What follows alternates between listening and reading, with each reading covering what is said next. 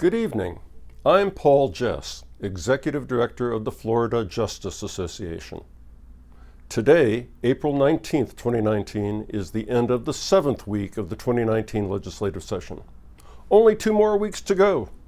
As always, I'm not going to cover all the good and bad bills and amendments in this video.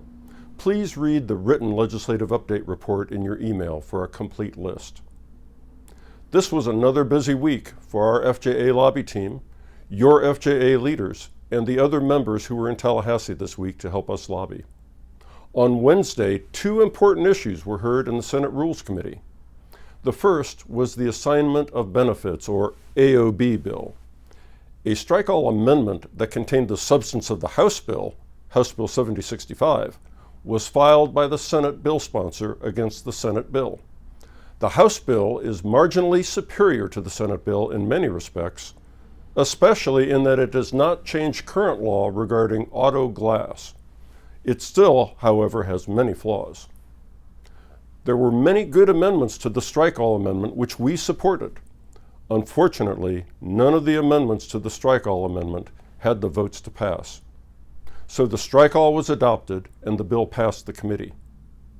One of the primary problems with this bill going forward is that it would require insurance companies to offer homeowners policies that preclude assignment of benefits, as well as policies that are partially or fully assignable.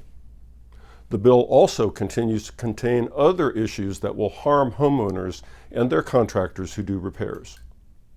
The bill has been fast-tracked to the Senate floor where it will be heard next Tuesday.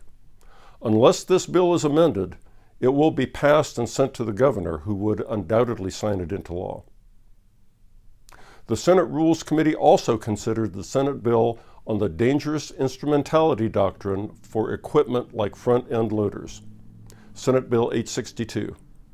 The bill was improved by an amendment that raised the amount of insurance required to immunize the owners of special mobile equipment if they lease the equipment and require the lessee to have liability insurance.